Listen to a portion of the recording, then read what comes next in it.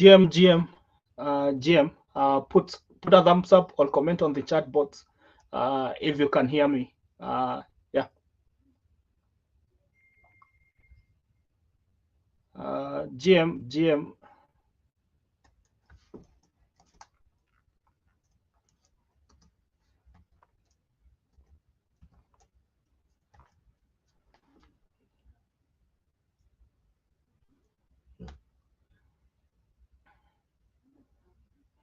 Say hi on the comment box and let me know if you can hear me.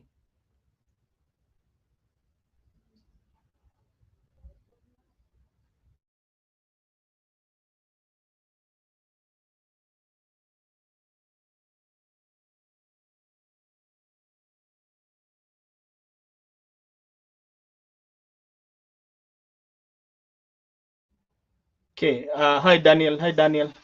Welcome. Someone else, GM, say hi on the comment.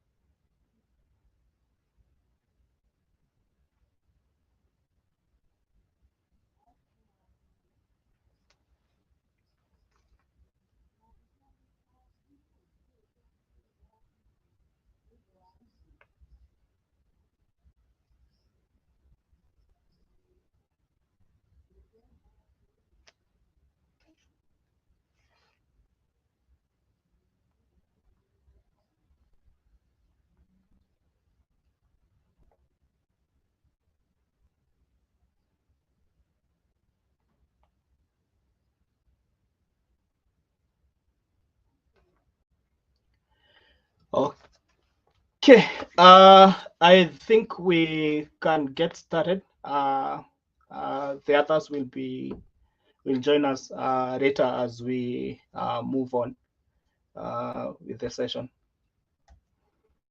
So awesome. So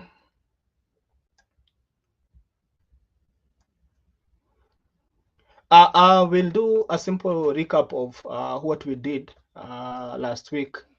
We did introduction to AI. We covered the different types of or the different components of AI, And let's just go back a little bit. Yeah, so we saw the different components of blockchain.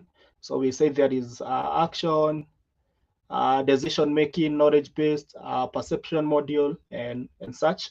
We also saw the different characteristics of AI agents, and also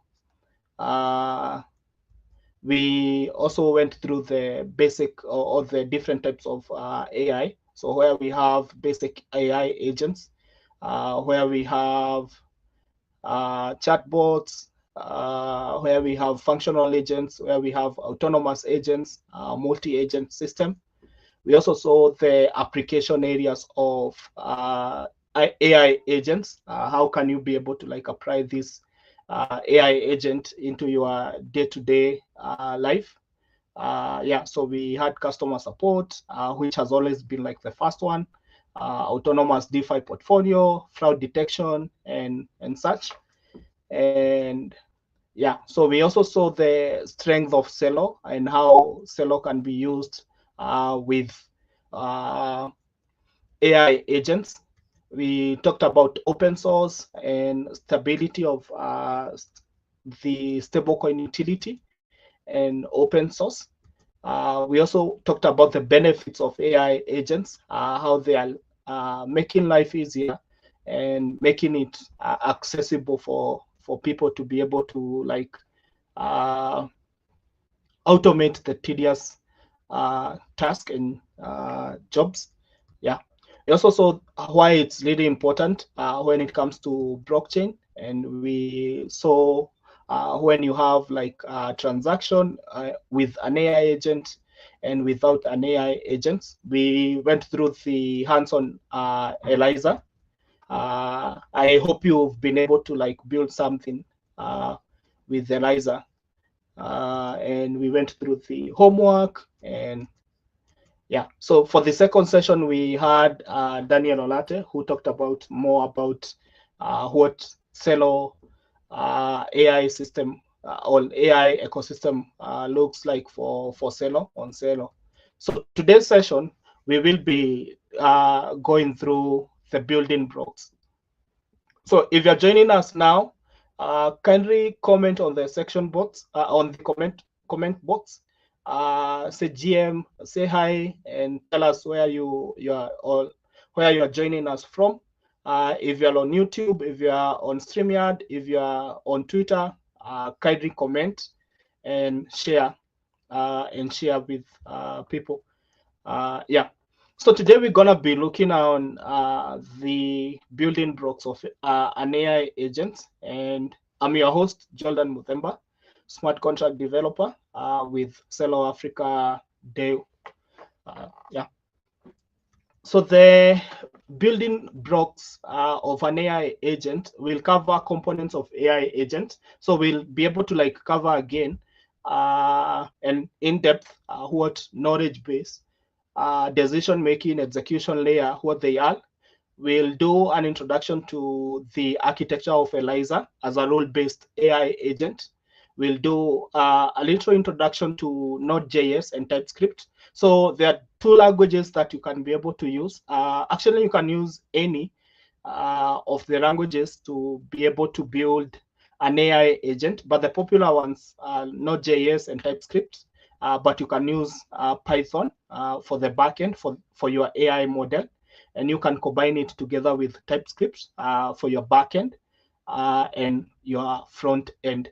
So we're gonna be discussing TypeScript and Node.js and some tools that you really need to like be using. So it's we'll discuss the type theory in TypeScript for agent structures. We will be seeing some of the tools that we're gonna be utilizing, or you can be able to utilize for you to be able to assist you in coding efficiently. Then we will do an introduction to PNPM as an alternative to NPM for package management. We'll also do a hands-on. I didn't have like an Eliza OS tutorial, I did an OpenAI tutorial, which I will be able to share with you so that you can be able to see how you can be able to build an AI agent, basically maybe from scratch. And also in later videos or in later sessions, we will be able to cover how you can use Goat SDK and Eliza SDK, both TypeScript. Yeah. Okay, awesome. So if you have any question, kindly make sure to comment and ask it. Hi Nahim. Thank you for joining. Kindly post, retweet, and share. Yeah. So if you have any question, if you want any comment or clarity on something or on a section or a topic, kindly feel free to ask on the comment section. Yeah. Okay, awesome. So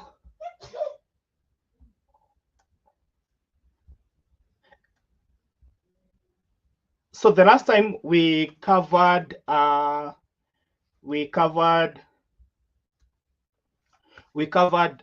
components of an AI agent, and we said that we have 4. Sometimes you'll find people using 3 or 4, but I like the 4 of them because it really gives you more context on the components. Yeah. And we said we have the perception or knowledge base, where the agent has this question: what the agent already knows or observes. So, and we gave an example: an AI agent portfolio. An AI portfolio agent perceives wallet balance using the EVM plugin or the blockchain RPC.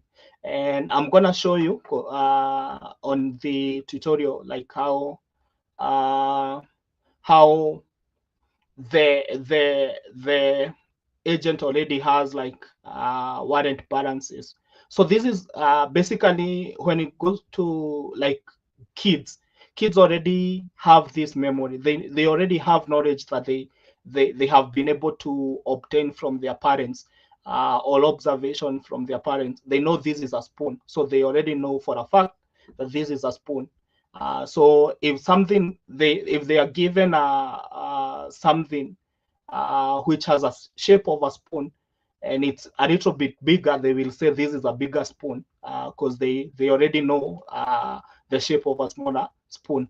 Yeah, and these are also rules. They are rules or learned experiences that the agent uses to be able to make decisions. So in simple agent, this can be hard coded. So we're gonna be hard coding them. So if you have noticed, if you have interacted with different AI agents, when you say hi, they respond with something like hello, how may I help you? Hello, how may I assist you? So those are rules that they have been hard coded, that if somebody says hello, this is how you need to respond. This is how you need to behave. That is what the AI agent has been built with. So I'm gonna be doing a little bit comparison with what we when we grew up or when we were growing up, we were told. So we were told if you see someone new, you say hi to them. If you see someone, the first thing you do, you greet them. So that's generally how the AI agent has these rules and facts that it has already been able to like experience and also learn through observations and such. So in advanced agent, it's include real-time data like APIs from blockchain events and even from memory modules from tools like LangChain. So yeah, when it comes to decision making is now how the agent thinks. How does this is where like logic or machine learning kicks in. This is where now as we grow up, we are able to we were trained and we were shown how do you create something like a square root of something. So you start making, or you start thinking like, if you're given a different problem, solve for X, you are able to solve for X. So the decision making, the agent is able to process that information base. The agent is able to process that data from the knowledge base and then apply rules or models to decide what to do. So rule-based agent might follow if-then statement. Others might use neural networks or large language models. So Eliza OS is a rule-based AI agent. You're gonna be able to see why it's how it designed and why we have it as a rule-based agent. So others might use, like I've said, they can use neural networks or large language models, LLMs, for more flexible reasoning. So, for example, when it comes to decision making, is if the price of Celo drops maybe like 10%, the agent may decide to swap to stable coins into Celo to buy into or into Celo. It may decide to swap stable coins into Celo so that it can be able to buy the dip. So if that's how you've been able to like train it to do. Then we have the execution layer or action layer, where we have how the agent acts. How does it execute? How does it show the output interface? So we have smart contract interaction, UI messages, HTTP requests, and such. So in blockchain, this is usually means the signing and sending transaction interaction with contracts or updating dashboard. So that is how the execution layer looks like. So let me give an example. An AI agent can execute a trade on Ubisoft using the Eliza action handler or Nebula plugin. Yeah. And then we have the last one, the fourth one, which is the learning and adoption model.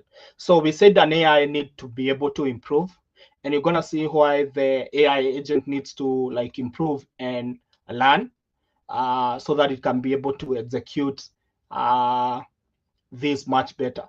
So like an example, if you want to do, I know most of us have applied have applied for maybe different grants. So some of the companies are using AI agents to be able to analyze this application, to be able to analyze the success and the outcome of the project or DAOs or a project or a specific project. On the last call we had, or the last session we had with Daniel, Daniel mentioned that there is some guys who built an AI agent to be able to do judging and analysis of projects after a hackathon in records time, which is really awesome because sometimes these results take a lot of time to be announced and to be analyzed. So that is really, those are some of the things that the AI needs, or the AI agents needs to like adopt and improve. Yeah. So moving on, if you have any question, kindly post them on the chat. If you have any question, kindly post them on the chat. Yeah. And if you can see my screen, just a thumbs up. Yeah.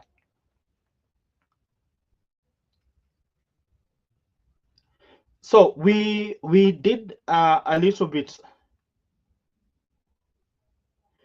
We did an introduction of what Eliza OS is, and we said Eliza is a powerful multi-agents simulation framework designed to create, deploy, and manage autonomous AI agent.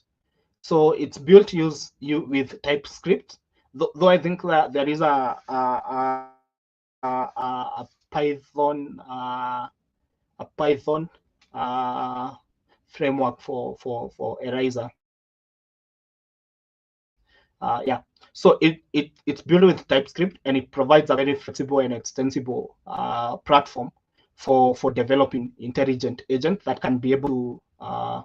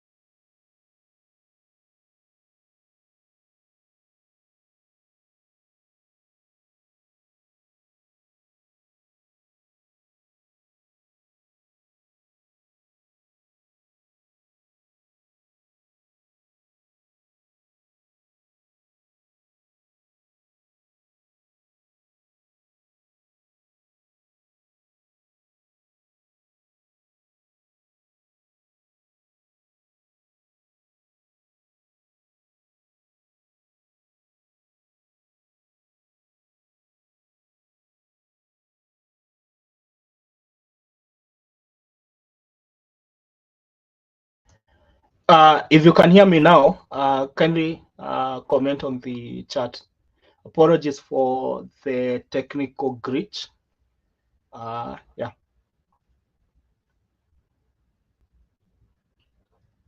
Kindly comment on the chat if you can hear me.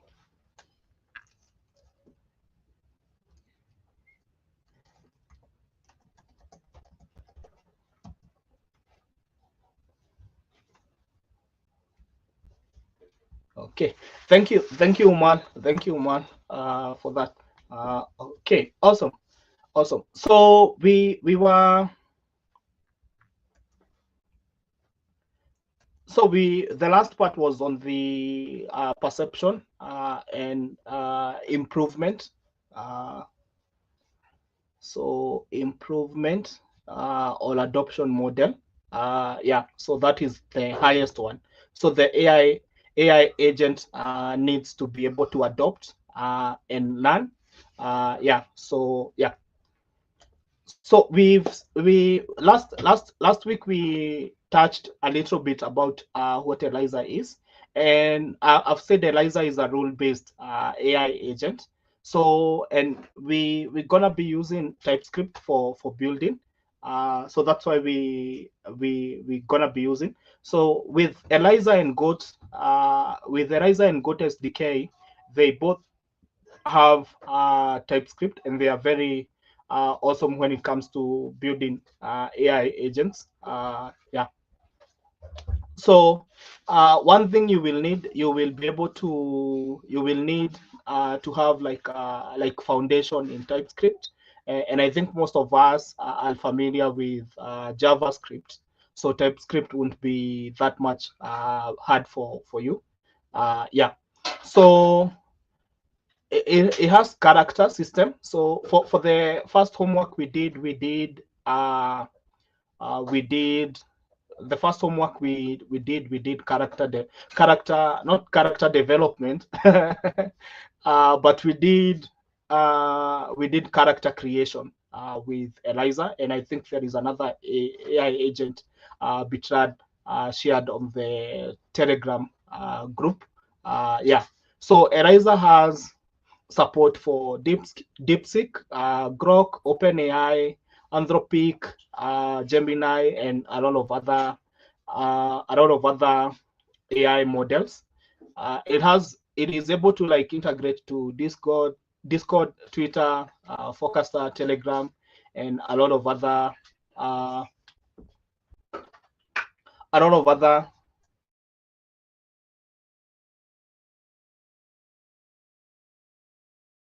and a lot of other chat platforms or social media platform. So it's a multi-architect agent. So you can be able to manage multiple unique AI personalities at the same time. It also has memory management. Uh, it has media processing like PDF, URLs, audio transcripts, video processing, image analysis, conversation summarization, and such. So to be able to build with it, I've said you need to have TypeScript knowledge. So we're gonna look at Eliza architecture as a rule-based AI agent. And one thing is, what is a rule-based AI agent?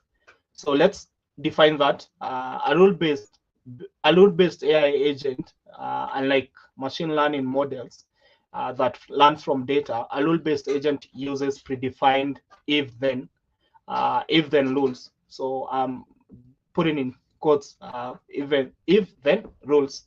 So for example, like what I said earlier, if I say hello, then the agent responds with a hi. So that is a predefined rules. It's kind of following commands that are already put there.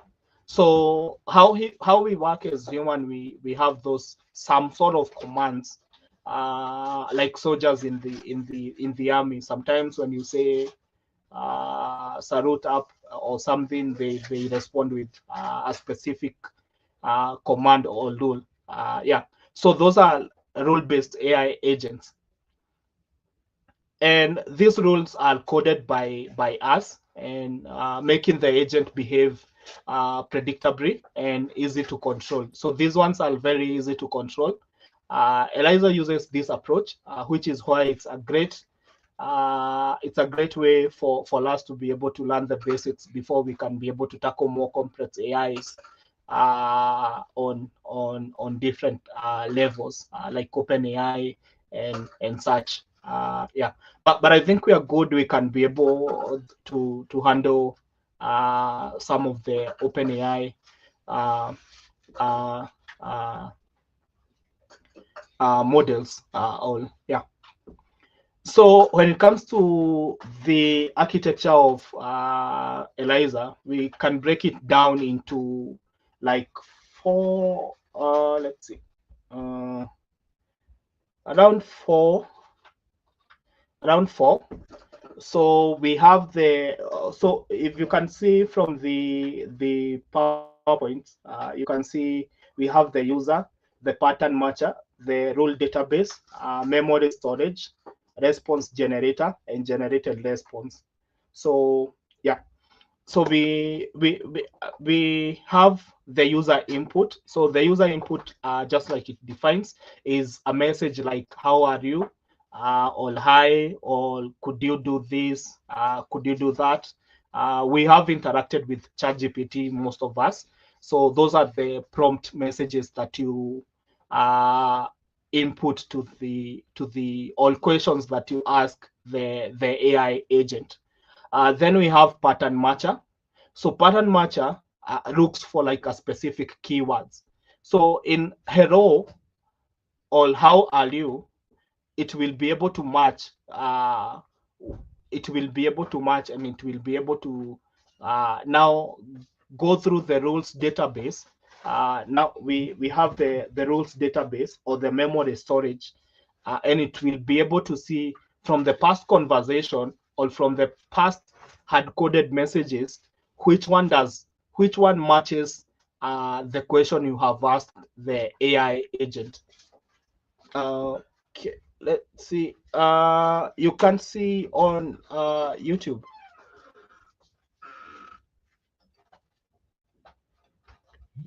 Let's see. Thank you for that, Kat.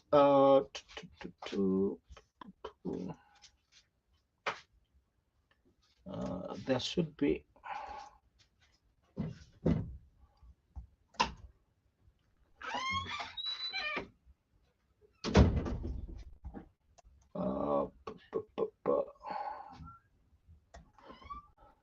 Can someone else confirm if YouTube is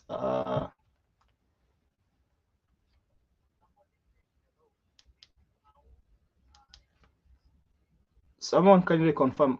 Kat, can you try refreshing, because I can see.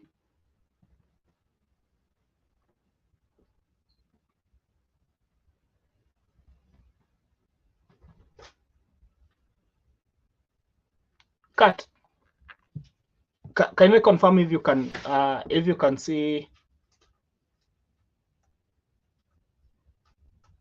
Okay. Okay. Awesome. Thank you for that. Awesome. So we were on pattern matcher. Yeah, pattern matching or the rule database. So the rule database and memory storage, they hold all the rules. So this is like, if how are you, then the AI agent should be able to say that I'm good, and it can also be able to look at the past conversation, like how have you been doing the conversation with the AI agent. So the response, then we have the response generator. So the response generator is the one that's gonna be now creating the reply and generate the response back. So it's gonna probably say, I'm good, and such. Yeah. So I can give a little analogy on how the Eliza architecture looks like. You can think of it as a traditional Kenyan marketplace on Celo, where you have user or a customer is asking for maize. So the pattern matcher is the vendor. So the vendor is gonna be matching you with they will be able to recognize the request. So, and then we have the rule database or the memory at the vendor stalls. So the vendor will be, I have maize in my stall. So they will go to the memory storage and then look for a sack of maize, and then it has price from the past sales. So the response generator is the vendor's voice. So the vendor will be like, I'm offering this maize in at about 50 CUSD per kilo. Finally, they generate a response. The generated response that is handed over to the user. So that is the 50 CUSD per kilo, which is the vendor's response that they have been able to generate. So I have my maize in my stall, and the maize price is 50 CUSD per kilo. So that is the generated output or the generated response from the AI. And then now the user will be able now to, from the response the AI agent has been able to give, the user will be like, can we be able to continue the conversation? Can we be able to continue this? So like I've said, Eliza, since it's a rule-based AI agent, it's easy to be able to learn and understand the AI agent structures, and you will be able to build and yeah. Apart from rule-based AI agent, we have other types of AI agents beyond rule-based, and we will not go deeper to this kind of AI agents in this session. Yeah, so we have a goal-based AI agent. So a goal-based AI agent focuses on achieving a specific goal. So like a Celo portfolio manager, which is aiming to maximize your CUSD returns by deciding when to buy or sell. So that one has a specific goal. That one has a specific goal that it needs to do. It can either buy or sell. So it's a goal-based AI agent, and based on what you're gonna be building. If you're building a DeFi platform, if you're building a on and off ramp, if you're building something, you're gonna be choosing from the six types of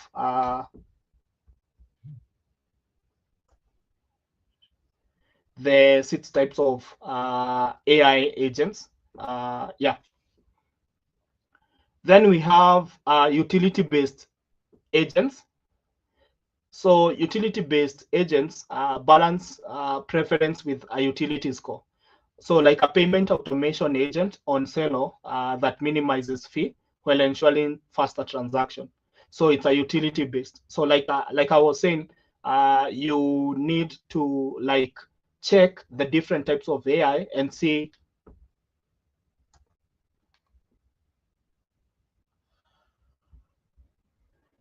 So you need to like check the different types of AI agent and see how you can be able to like incorporate them into your application. Yeah. So then we have learning agents. So learning agents adopt over time. So like a fraud detection agent on Celo that learns to spot suspicious transaction by analyzing different pattern. So this one is good if you are building something to detect fraud or malicious activities within your blockchain application or within your application. Then we have model-based reference agent. So they keep an internal model like a savings tracker on Celo that adjusts advice based on your spending habit. So this one is good for if you're building something that has a savings circle or such. Yeah.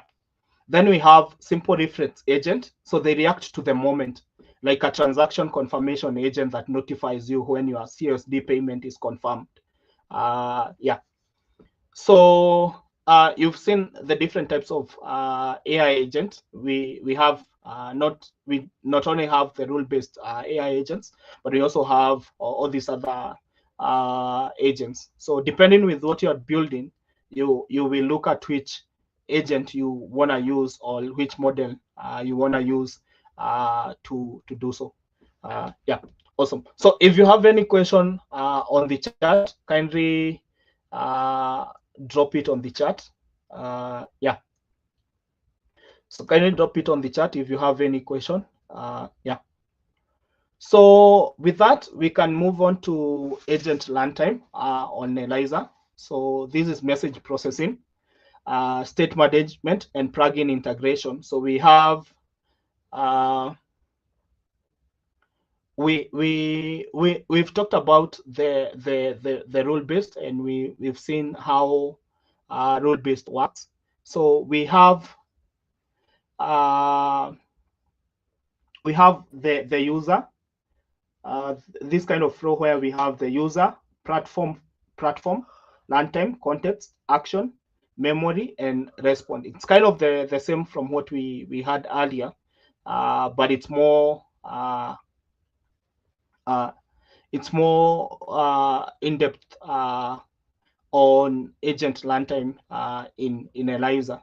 So we have the initial reception where the user message is received via platform service, And then we have context building. So the runtime gathers data from different providers. So that is the character, the knowledge, all those core components of the AI agent. And then it has the action for processing, where we do the execution. So after maybe fetching news, let's say we are building something like a news feed of getting the latest news. So it's gonna go through different the platform where the user is like, I want to know the current news, maybe in Kenya or in any country or such.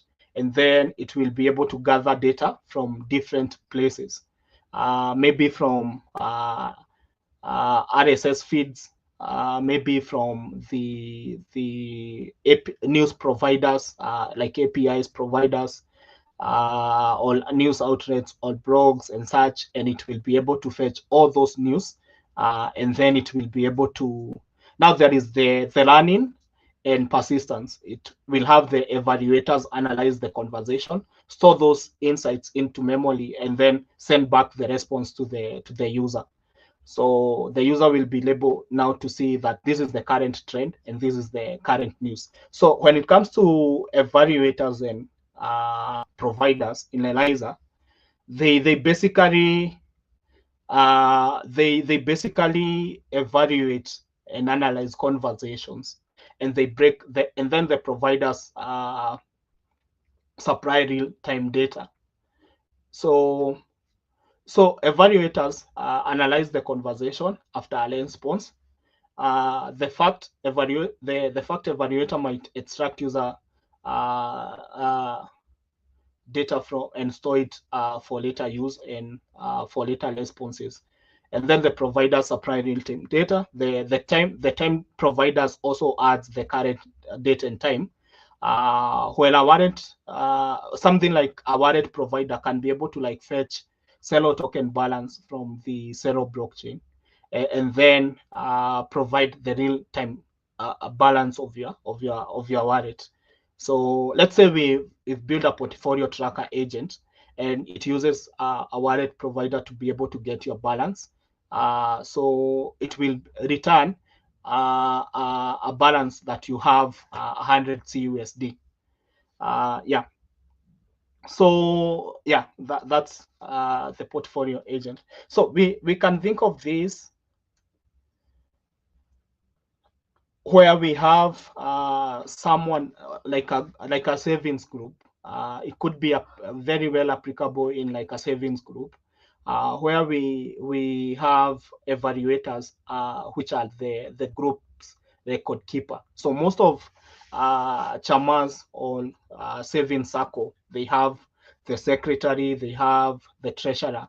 So the treasurer is the one who keeps the record of the meeting and take notes of how much someone has saved within the group.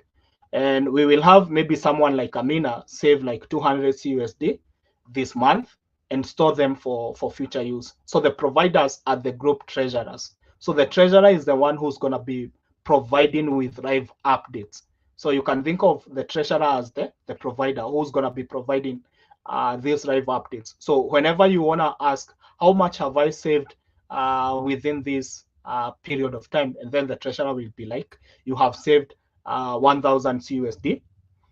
Yeah, so that is like a wallet provider. So who is the treasurer and who keeps on checking the wallet balances and ensuring that your portfolio tracker is up to date with the latest balances. Yeah. So if you have any question, drop them on the chat. If you want clarification, also drop it on the chat. Yeah.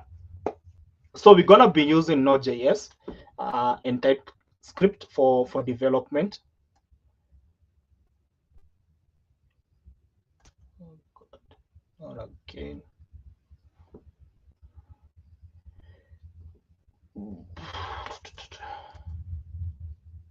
Okay, there.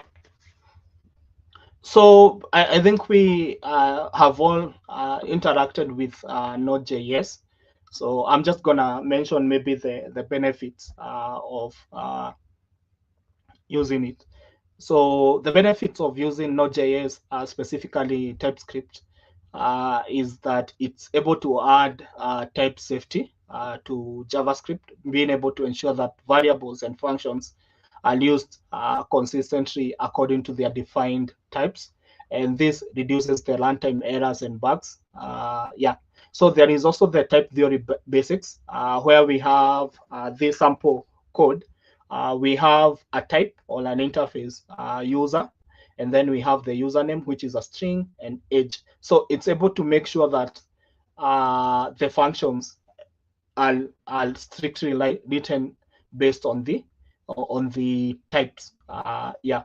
So that's why we're gonna be using Node.js and TypeScript for specific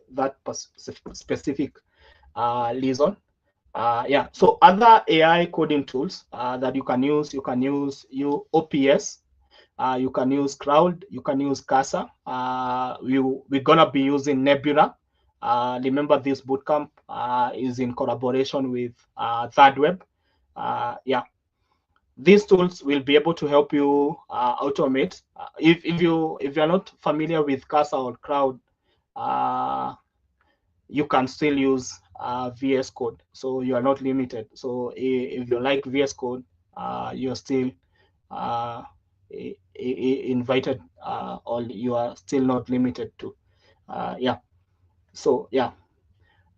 So they will be able to like automate different tasks. They will be able to help you in debugging and also provide intelligent code completion, making it easy for you to be able to develop the AI agent. Yeah. Then they will also be able to assist you with efficient AI, efficient coding and assistance.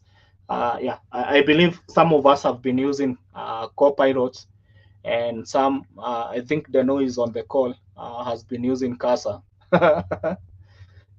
Yeah. Then we have something which is becoming more popular. Uh, Early times, for those who have worked with Node.js, we have had stress installing Node modules. So this time you can use PNPM. It's really nice, especially when it comes to monorepo, and most of the AI agents are monorepo based. They are recommended to be in monorepo format. So yeah. So at this point, if anyone has a question, kindly ask. If you don't, I will ask. So the next part we are moving on to is a hands-on. So you're gonna give me like a few seconds.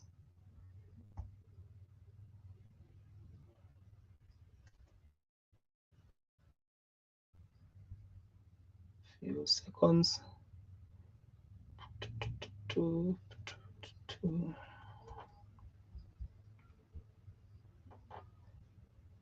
So if you have any question, kindly drop it on the chat.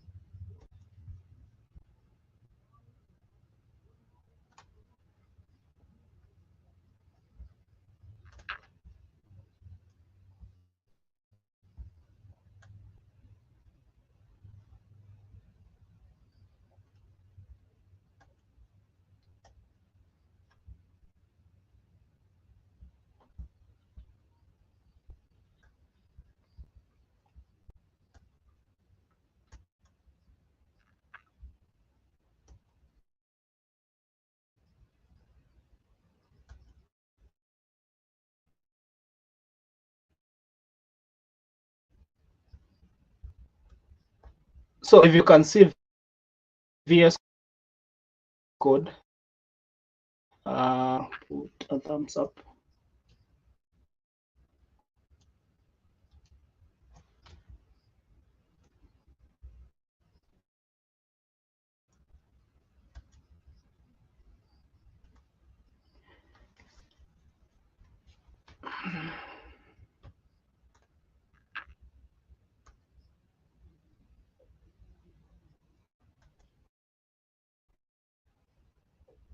So if you can see VS Code, put a thumbs up. Or comment on chat if you can see.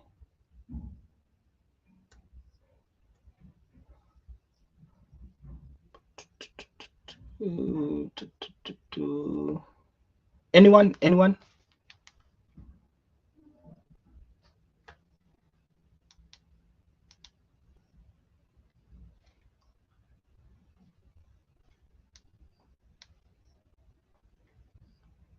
Anyone?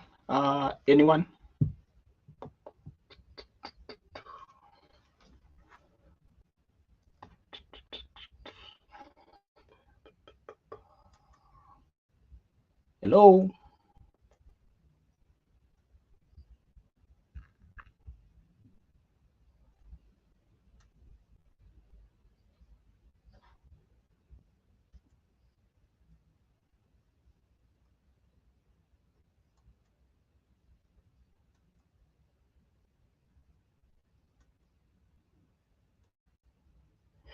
Can anyone can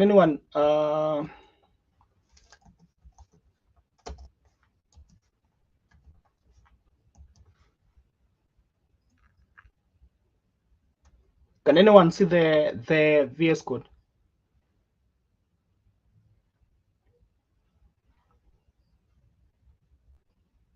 Okay, awesome. Thank you for that. So these are Node JS AI assistant powered by blockchain. So this one is a very simple AI assistant project that I did for this specific bootcamp. So it's a blockchain assistant that can be able to interact with Celo Alpha Horus with user interaction. So the backend is built with OpenAI. So the backend is built using OpenAI. So this is the package.json. So we have OpenAI and VM.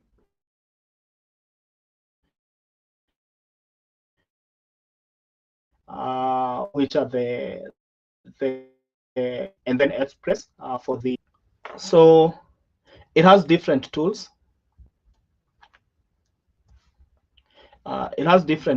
So you can be able to get the wallet balance. You can be able to deploy an ERC20 token, and you can also be able to read contract data. You can also be able to send transaction using the tool. So yeah, so let me start it, and then we can see. Then before we dive in, we see what it can be able to do, and then we dive into client.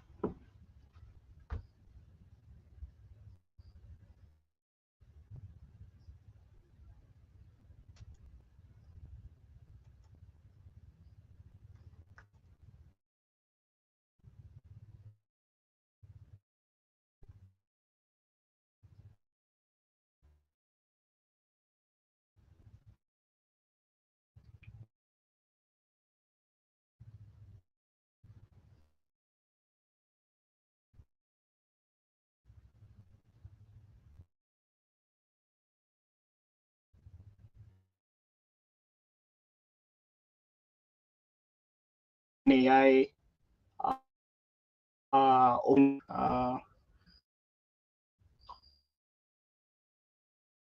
OpenAI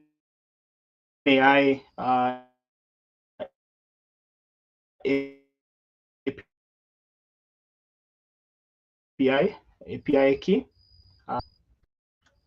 So here we have a folder called Create Assistant, and this is where I was telling you that you can have you like hard code the user type or the rules. So what I've given it instruction. I've given it the name. So I've called the assistant Bat1. Then I've given it instruction. What it is, you are in control of a wallet on the Celo network that you can use to do whatever you want. You can use the following tools to interact with the wallet. So tools are get balance, get wallet address, get token balance, get contract APIs, read contract, send transaction, and deploy ERC20 token. So here I've given it the mapping of the tools.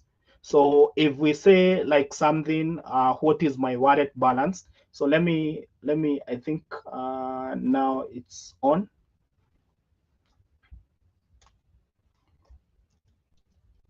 So let me just expand it.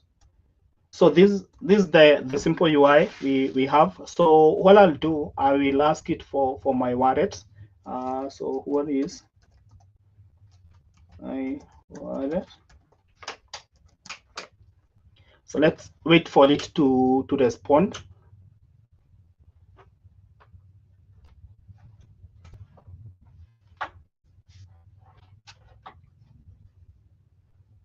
Sometimes it's taking a little while, but yeah, there.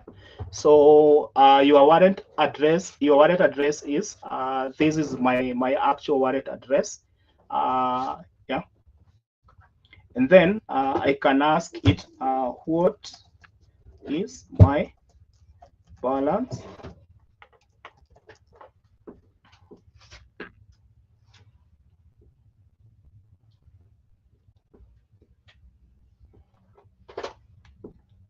So it's taking some time to like respond, but yeah, there. So that is my wallet balance. That is my wallet balance. Yeah. So now we can go now to. So you've seen it's gonna be able to on the tools mapping. It's gonna be able to get what tools I have on my arsenal that I can be able to ask it and give it a response to me. Yeah. So that is the create assistant. Then we have create lands.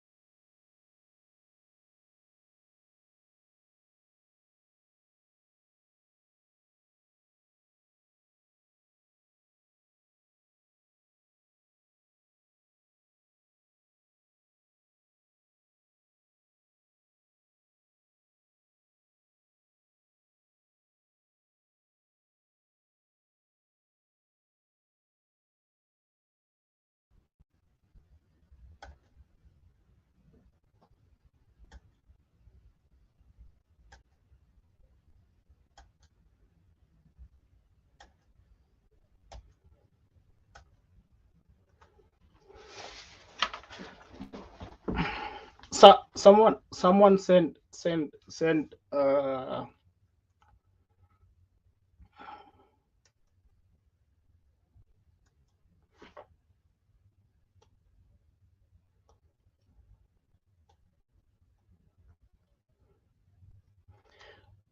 hey, I hope you can see my screen.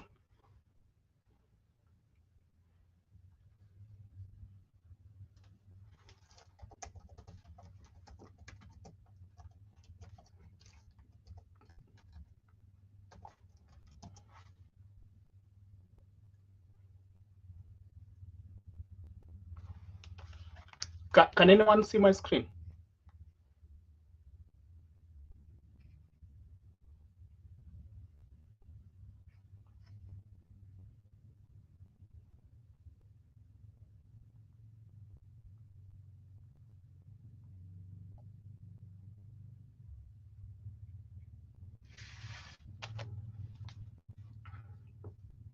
Okay, so we have handle learn tools tool call.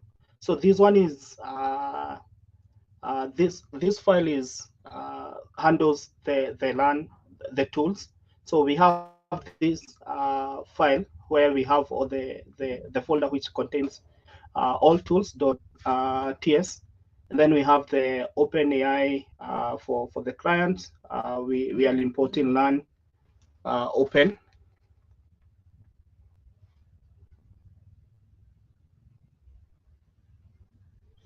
Okay, awesome. Yeah, so and then we have the one on the thread. So this one handle learn tools. You can be able to like call. So the tool contains the tool and then the function, the function name. So if the tool is not found, we will say that tool maybe get wallet balance was not found, and such. If it was found, it's gonna give us the output, and then this output is added onto the thread. Yeah. Yeah, so and then the output are submitted. Then we have the perform run. So this one now goes through and it's able to like filter like which tool has we been able to like call. If we encounter any error, if we and this now will be we now have the first one which we had create learn, not create learn but create assist, not create thread. We have the role of the user. Now this one we have performance is where now we have the role of the assistant. At this moment, I'm only able to return message in form of text. But for user friendliness, or for it to be user intuitive, having a voice AI agent assistant will be really awesome. And then we are able to put those messages onto the thread, and then if we have something, if we don't have something, we will respond that no response from the assistant. Now let's go to the tools. So here we have all tools. So all tools, they follow a specific format. So all tools have the name, the type, which is the function type. And then we have the function. So a function needs a name, which can be a string, a description, parameters, properties, whether it's a required field or not required. Yeah, so we can go to maybe something like get balance. So what we have Vim, where we have the address, the format either. So this one we've already been able to like cover in previous sessions and previous interactions with smart contract. And then we have create Vim public client. So this is you are now connecting to the Celo blockchain or creating the public client. And then we have the tool configuration. So the tool configuration, this one is enforcing the format or in which all the functions that we're going to be writing whether it's a blockchain related or on a Oracle related function, it's gonna be following this format. So it's gonna be following this tool config format. So now we have the definition. We have the definition of the get balance tool, which is a function, and the name of the function is get underscore balance. So that is the name of the tool. And then the description. So the description of the function is get the balance of a wallet. And then we have an objective. Then we have the properties, which is the wallet. It's a string, and it has this pattern. It has to have this pattern. Then the description is the wallet address to get the balance of. And then we have the wallet. Then we have the handler. So this one returns the balance. So we will, and this is how we get the balance from a blockchain. So we have the public client from Vim, and then we have public client.get balance, and we format the balance to Ether. And then here we have formatted. Now we have the handler, which now will be returning the responses from this function. So where we now have since I'm doing it for Celo, the good thing about OpenAI and something like Eliza agent is that it's EVM compatible. So whichever blockchain, so long as it's an EVM compatible blockchain, you can be able to get the balances of that blockchain. Yeah. So once I've done that, I'm importing the function of the tool onto the all tools, and then I'm exporting the tool. So how I've divided it is that we have the read tools and the write tools. So the read tools are for reading anything like the read write of a smart contract. So we have get balances, which is a read, get wallet address, get token balance, get contract API, read contract API, and then we have the read. So this is you define the tool, and then you say it's get balance function, and so on and so on. Yeah. So once you do that, you also need to do the configuration for your public client. So we have Celo, which is Celo Alpha Hodes for testnet, and then we have VM. So here is where you will have your private key. So I will share this code so that you can be able to also test it on your side. Yeah. So this is where you will have your private key, and then you will need to convert your private key to account, and you can specify the chain and such. Yeah. So once you've done that, so what I've done, initially I was testing on the terminal. Here I was testing on the terminal, but once I was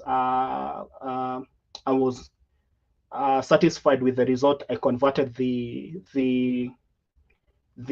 agent into an endpoint which I'm now consuming on the front end in this format. So you need to import the create assistant that we created on the folder OpenAI,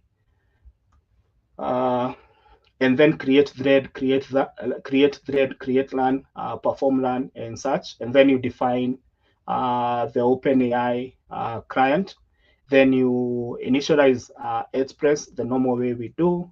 You add JSON for accepting JSON content, and then you have the global variable for thread and the assistant. And then now we have the initializing the thread. So you need to initialize the thread for the assistant. And you also want to have the endpoint to handle chat completion. So this is the message that will be coming in from the user. So this is the user message. So user message must contain content. So you need to do that. Then you create the thread. So for the role of the user, so you will create the thread with the user message, with the user message.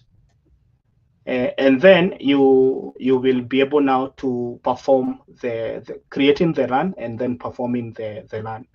So yeah, so the performing the run is now where the assistant now is checking what have you asked for. It will look into from our list of tools, from the list of tools from the assistant. So the list of tools that we do have is get balance. It will look for get balance, get wallet address, and such. So if the tool is send, it will be able to do that. So it will perform all those. Yeah. And then what I've done, I've formatted the result in a test format. Like I said, at the moment we are doing test, but later on as we advance, we may do voice. Then we are also catching the error and blah blah blah, which is normal. And now here we have now the server running. What we have the server running now, and this is what now we now have. Yeah. So if we go to a function now like create or write a write function. So like a write function. So this one is a write function or a write tool where we want to write to the contract. And to do so,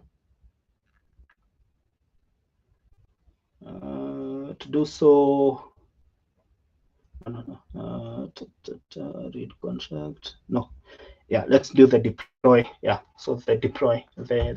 So this one we want to like deploy. We want to deploy an ERC20 token. So Nebula and what I have written, they are two different things. You're gonna be able to see when we get to Nebula session or the third web session. They already have an interface, so you don't need to like hard code what I have hard coded.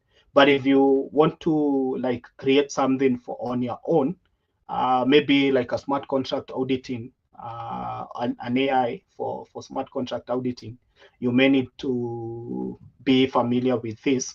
Yeah. So you will need to have the tool config. You will need to have the create VM wallet client. You will also need to have the ERC20 ABI and ERC20 bytecode. So these ones you can create. On your own. So I'm gonna be leaving them. Like I'm gonna be exempting them so that you can be able to create them on your own as part of the assignments. So this is the contract ABI. You know how the contract ABI looks like and such and such.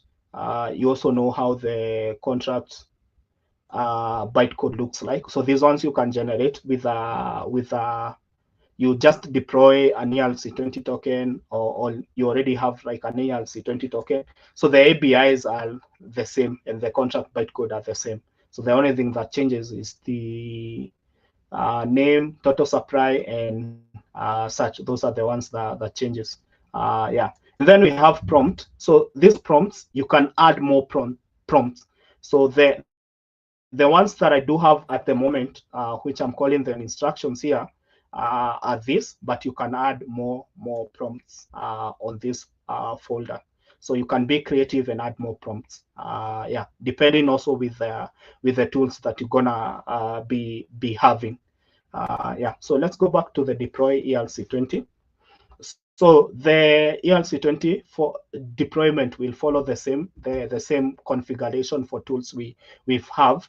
So we'll have function, we'll have the name of the tool, which is deploy underscore ERC20 token. Then we'll have the description, and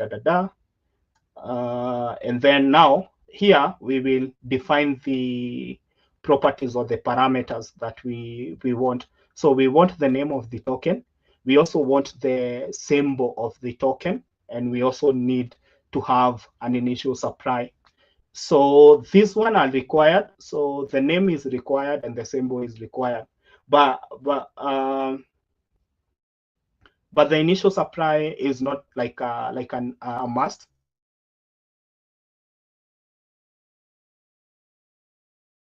But you can add. So what what I have hard coded is that if someone writes that I want to have like deploy an ERC20 token with name symbol and then an initial supply of maybe 2 billion something,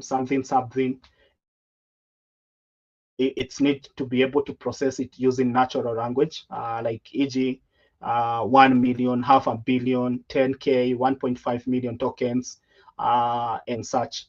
And then it's able to interpret that amount and format it into a number amount and then convert it into BE, which if someone does not mention the token number, then the default will be a billion tokens. So if it's not specified. So if the user have not specified that they want to deploy this amount of token, then the default will be 1 billion. Okay. So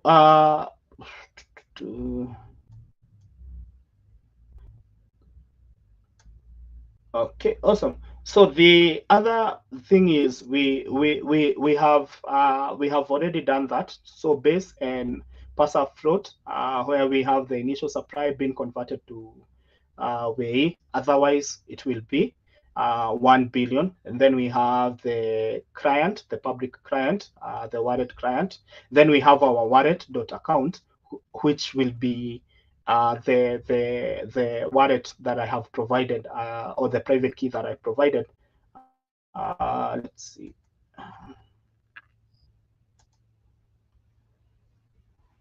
The wallet that I showed you earlier on the chat. So this is the wallet that is gonna be used to deploy the contract. So awesome. Then we want it to use the ERC20 ABI, and then we want it to use the ERC20 bytecode. Yeah. And then we want to for it to so this one was for my own login, but we wanted to return the contract address. So we don't want to see the transaction hash, but we want it to return the name and the symbol, and the token has been deployed successfully at this particular wallet address. So that is deployment. So you are probably maybe wondering where you have like so these are standard a standard ERC20 token, or even an ERC721 or an NFT or whichever ERC smart contract. So those are standard smart contract. But what if when you have like a predefined, not a predefined, where you have a logic smart contract or a smart contract that has your own logic? How do you do that? Well, we're gonna take a look at that in the next session. If you have like a predefined contract, no, not a predefined contract, a logic smart contract where you have like your own logic of the smart contract, maybe like something like DeFi, or a savings circle or a DAO contract. Yeah, such contracts. Yeah. So I think we're gonna do the last bit of it. That is we test, because I think we are past time.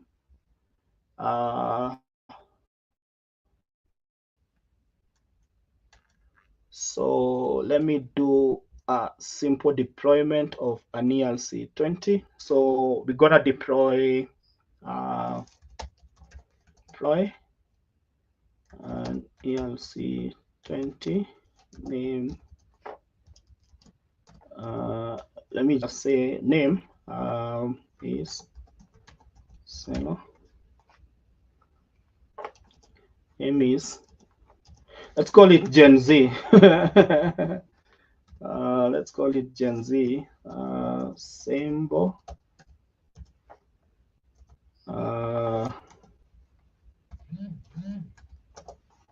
Gen Z. With initial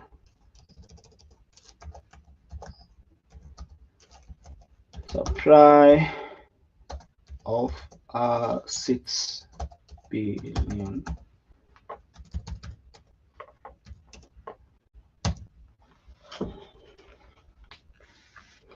Okay, let's see.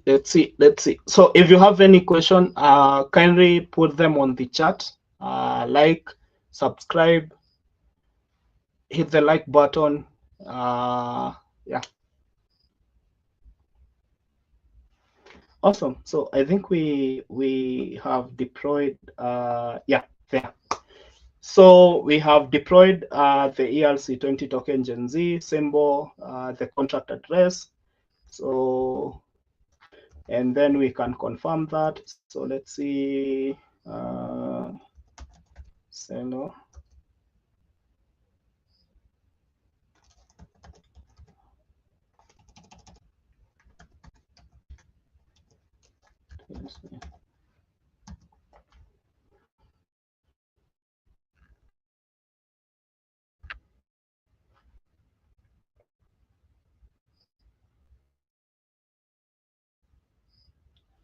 We've deployed the token.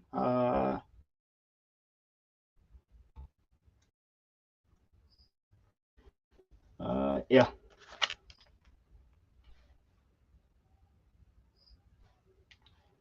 So let's confirm if this is true.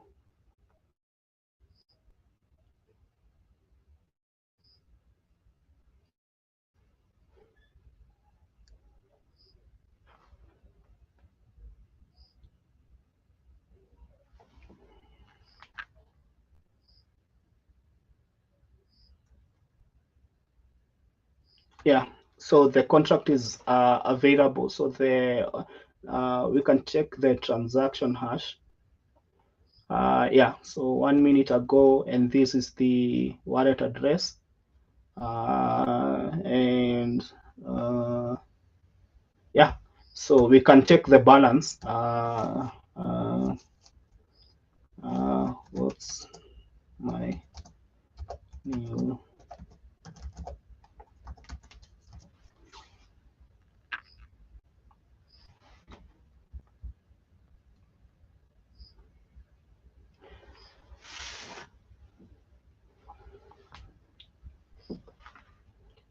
Let's give it like 1 minute or 1 second, and then we should be able to. Yeah. Okay, so the new balance is 9.9949. So the previous was 9. Yeah, awesome. So the balance also has been deducted. Yeah, so awesome, awesome. So that's how you can build a very simple AI assistant. Yeah. So I'm gonna be sharing this code so that you can be able to go through it and then check, see whether you can be able to replicate this. Yeah. So in the next sessions, let's see what is next.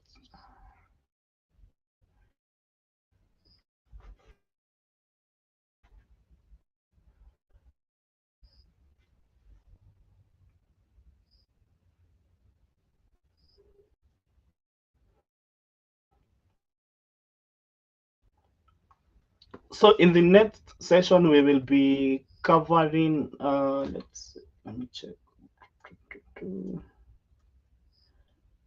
So homework 2, we haven't finished, but we will share together with the code probably by tomorrow. We will share the homework. But if you still go to the Celo Africa DAO repository, you will still be able to find the first homework, and the second homework will also be there.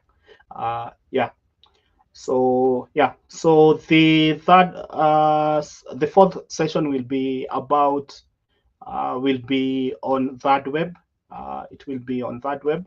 So make sure you have registered on Lemonade, because we're gonna be using those emails to give you an early access to Nebula. Yeah. Hope you have enjoyed the session. This week I've been spinning. So I don't have a lot of jokes today, and yeah, we didn't even go for a water break. Yeah, but drop the comments on the chat if you have enjoyed the session, and yeah, thank you, GM.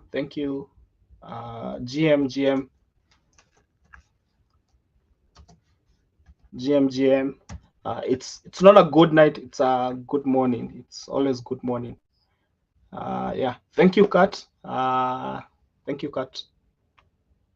Yes, let me share the Celo Africa DAO link. GitHub.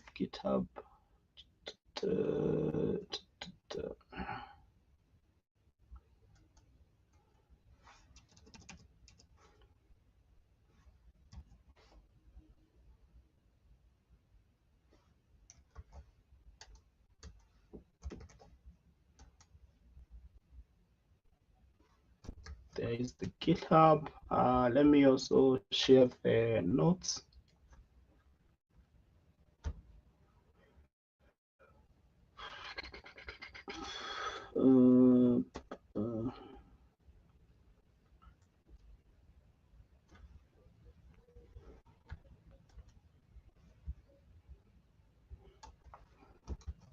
So there is the notes.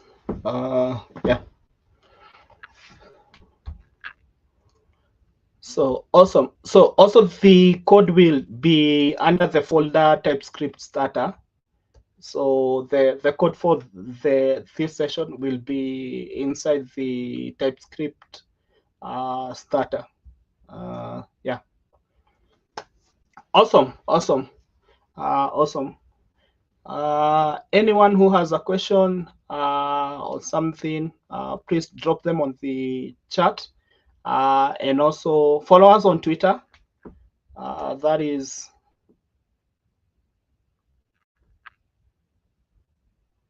Celo Africa DAO. Let me drop the handle.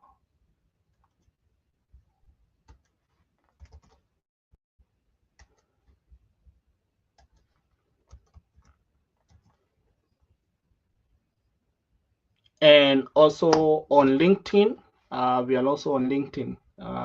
Yeah. Okay. Adios, everyone. See you next time.